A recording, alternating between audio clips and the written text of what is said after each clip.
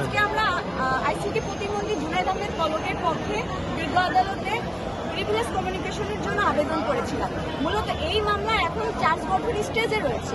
এই চার্জ গঠনের পূর্বে এই আসামির কি সংশ্লিষ্টতা, তার বিরুদ্ধে কি অভিযোগ আসছে, কি কি ডকুমেন্টস আছে এবং সাক্ষীরা কি বলছে, এই বিষয়গুলো নিয়ে আমাদের আসামির সাথে কনসালটেন্সির প্রয়োজন রয়েছে এবং এর জন্য একটি সুদীর্ঘ সময় দরকার এবং ডিভাইস দরকার। এখানে আসলে এই অকারেন্সটা ঘটার বিভিন্ন ধরনের লিঙ্ক দেওয়া হয়েছে, ফেসবুক লিঙ্ক এবং বিভিন্ন ভিডিও লিঙ্ক, সেগুলো আমরা কালেক্ট করেছি। সেগুলো আসামিকে দেখিয়ে তার কি বক্তব্য সেই বিষয়গুলো জানা দরকার। তো এই কারণে আমরা প্রিভিলেজ কমিউনিকেশনের জন্য আবেদন করেছিলাম।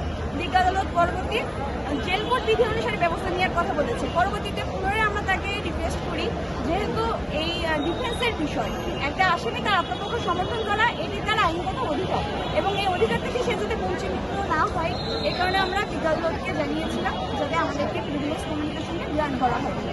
পরবর্তীতে বিজ্ঞ আদালত আসলে জেল কোড বিধি অনুসারে ব্যবস্থা গ্রহণের জন্য মঞ্জুর করেছে।